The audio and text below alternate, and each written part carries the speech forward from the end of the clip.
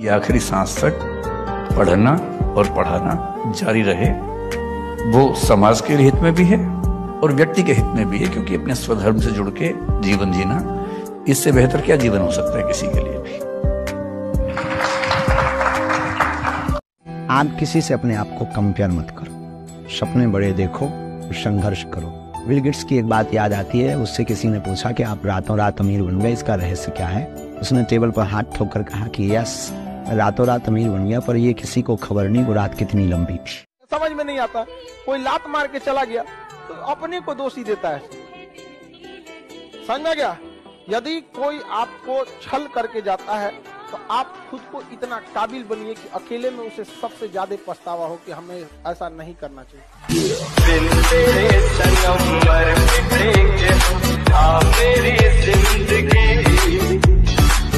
लोगों को लगता है हम नफरत फैलाते हैं, नफरत नहीं, हम प्रेम के आदी हैं, पर गर्व से कहते हैं हम हिंदुत्ववादी हैं।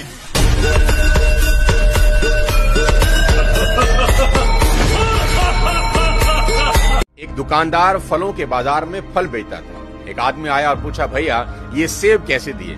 उसने कहा 100 रुपए किलो। उसने पूछा, ये अंगूर कैसी दी? उसने कहा 200 रुपए किलो। तभी एक गरीब बूढ़ी महिला वहाँ आई। उसने भी दुकानदार से पूछा, भैया सेब कैसे दिए? दुकानदार ने कहा, माताजी 20 रुपए किलो। महिला ने पूछा, अंगूर कैसी दी?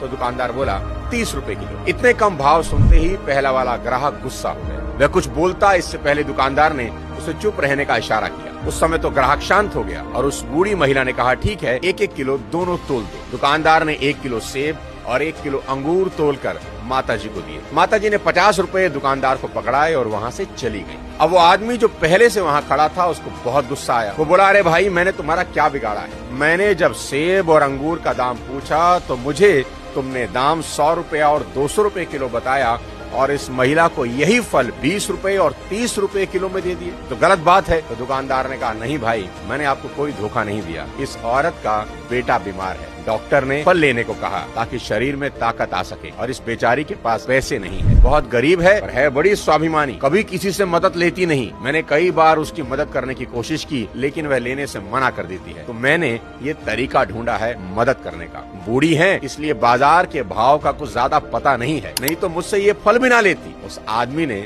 दुकानदार को गले से लगाया और कहा, अगर किसी की मदद। एक व्यक्ति ने इसलिए अपना जीवन समाप्त किया कि वो रिश्ता उसके हाथ से छूट रहा था।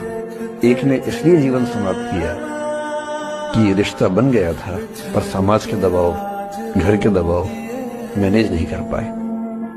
एक ने जिंदगी भर शादी नहीं की सिर्फ इसलिए कि वो पुरानी यादों को भूल नहीं पाया। कुछ लोग देश की सबसे अच्छी नौकरी में होकर हर पैमाने पर सफलता की हर कसौटी पे खरा उतरने के बाद जीवन नहीं बचा पाए, क्योंकि दूसरों की नजर में आप बहुत सफल हो जाए, अपनी नजर में शून्य हो, तो फिर जीवन कैसे बने, जीवन कैसे बचे? इन सारी कहानियों का मूल भाव एक ही है। अगर आप खुद को हैंडल नहीं कर सकते तो दुनिया को क्या हैंडल करेंगे? दुनिया को हैंडल करने से पहले खुद को हैंडल करना सीखना पड़ता है, और उसका सबसे आसान जो रामबाण उपाय है उसको बोलते हैं द आर्ट ऑफ लेटिंग गो। जाने दो। वो अफसाना जिसे अंजाम तक लाना न हो मुमकिन, उसे एक खूबसूरत मोड़ देकर छोड़ना अच्छा।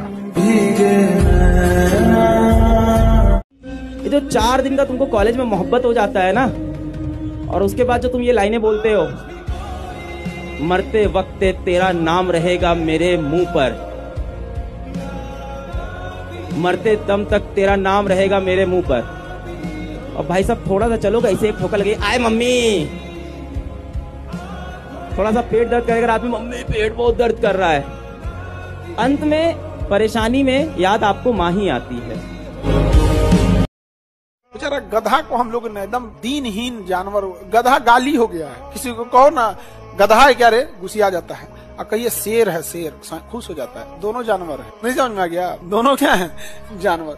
मतलब अपनी कैपेसिटी जब तक नहीं बनाएंगे ना, लोग आपको कुचल के चले। अपने कलेजे के टुकड़े को मैंने टुकड़े टुकड़े करके अपने से दूर कर दिया, और फोन पे रोते हुए। मम्मी तो स्टार्टिंग के 1 हफ्ते जब फोन करती थी, रोज रोती थी। रोज वो फोन करें, शुरू में अलो अलग, और वो रोना स्टार्ट कर दे। पापा नहीं रोते थे, या शायद पापा का रोना दिख नहीं पाता है, ये भी हो सकता है। कहा जाता है ना कि बाप बिना आवाज के, बिना आंसू के रोता है, उसका आंसू दिख ही नहीं पाता किसी को। जिंदगी एक पल में साली यूं पलट गई हमारी, झूठ है तो मुझको ना बता। मिस्र का एम्बेसडर हजरत उमर से मिलने आया, खलीफा जमीन पे सो रहे हैं, पत्थर की तकिया बन। अरे उसने मिस्र की तलवार ले आके उनके कदमों, बोले ये भैया खलीफा, इतनी ईमानदारी। यहाँ देश में गांव का प्रधान 4 फॉर्च्यूनर से चल रहा है, वो खलीफा। एक स्त्री अपने पिता के साथ अनंत काल तक रह सकती है, एक पुरुष अपनी माँ के साथ अनंत काल तक रह सकता है। एक पति पत्नी मार डाल रहे हैं एक दूसरे को, 15 टुकड़े करके सीमेंट में डलवा दे रहे हैं। क्या हो गया भाई? ये मिसिंग हो गया। जो स्वाद पर जी रहा है वो इंद्रियों पे जी रहा है, जो भोग पे जी रहा है वो इंद्रियों पे जी रहा है। और इंद्रियों का मालिक कौन? मन। और मन पे अगर लगाम नहीं पड़ी है तो बेलगाम घोड़ा आपकी जान ले लेगा अगर आप उस पर बैठोगे तो। और यही आज सबके साथ हो रहा है। कामी, क्रोधी, लालची, ये काम, क्रोध, लालच, ये आगे चक्र को ब्लॉक कर देते। पर्दा, इस्लाम ने बड़ा प्यारा शब्द का इस्तेमाल किया, पर्दा। ये पर्दा डाल देते हैं। बड़ी सारी आजकल डॉक्टर आ गए हैं, आ गई हैं और आ गए हैं जो सेक्स ज्ञान दे रहे हैं। प्रेमानंद महाराज कहते हैं मल मूत्र का द्वार। प्रेमानंद महाराज कहते हैं मल मूत्र का द्वार। क्या उस मल मूत्र के द्वार के पीछे भागना? मल मूत्र का द्वार। कुत्ता छत पे बंधा है, भौंक रहा है, तो क्या फर्क पड़ता है? नीचे कुत्ता छत पे भौंक रहा हो, तुम नीचे से देखो कि मत भागो, गंदी बात है, मत डालेंगे, पर वो तो और मजा लेगा तुमको देख देख के। एक तुमने वीडियो देखा होगा, वायरल हुआ होगा, उसमें एक सरदार लड़का नाच रहा है, छोटा सा लड़का, और गेट है, गेट के अंदर एक कुत्ता उसको देख के भौंक रहा है, वो और नाच रहा है कि तेरी तो प्रजाति है भौंकने की, तू तो भौंकेगा ही। वो वीडियो मैंने सेव करके रखा है, जब भी मैं वो कहा तो मैं देखता हूँ कि वाह क्या स्पिरिट है इस बच्चे की। तुम रास्ते पे जा रहे हो, सुअर कचड़े में पड़ा हुआ है, एक तरफ पलटा, 4-5 कचड़ा तुम्हारे ऊपर पड़ गया, अब तुम उसको बगल में लेटोगे सुअर के जाके कि हम भी तुम्हारे ऊपर कचड़ा डालेंगे, फिर तुम भी सुअर हो गए। क्योंकि सुअर की डेस्टिनी है काटा जाना, उसकी किस्मत में लिखा है काटा जाना। ये कान भरने वाले ना बड़े खतरनाक होते हैं, इनसे बचकर रहिएगा। ये ऐसे कान भरेंगे बुद्धि और माथा दोनों खराब हो जाएगा। कितनी भी घनिष्ठ मित्रता हो, तुम्हें किसी की दोस्ती बर्बाद करनी हो ना, एक उपाय कर लेना। ऐसा करना नहीं पर बता देते हैं क्या होता है। दोनों मित्र साथ में बैठे हो, एक को पकड़ो और कहो जरा इधर आओ, कान में बात बतानी। और दूर ले जाके कुछ मत कहो, ये कहो और बताओ क्या खाया है, और फिर वापस भेज दो बस। और हाँ, बताना नहीं। अब ये भोजन किया, ये अगर बताता भी है अपने मित्र को तो मित्र भरोसा नहीं करेगा कि कान में भोजन का तो बता नहीं सकता। अब लड़का 12th कर लिया, अब उन्हें पता है कि 12th के बाद अगर ये यहाँ रहा शहर में तो ये बुलेट निकालेगा सुबह 7 बजे, और फिर बुलेट के आगे लिखाएगा महाकाल, और फिर चश्मा उश्मा लगा के, रेबैन और बैन चश्मे लगा के गुड्डू पंडित की तरह शहर में घूमेगा गर्ल्स कॉलेज के टाइम पे, और मार खाएगा और बेइज्जती कराएगा। तो 12th के बाद सारे माँ बाप लड़कों को कह देते इंजीनियरिंग के दे, जाओ कोटा जाओ, जाओ कोटा जाओ, तैयारी करो इंजीनियरिंग, जाओ डॉक्टर। आज का जो समय है वो ह्यूमनिज्म का समय है, मानवतावाद। मॉडर्न युग से पहले का जो समय था वो रिलीजियस डोमिनेंसी का समय था, थियोक्रेसी। धर्म जो है वो सब कुछ चलाता था। तो धर्म जब कुछ चलाता था, धर्म तो मानव को नियंत्रण में रखता था, वो कंट्रोल में हर जगह।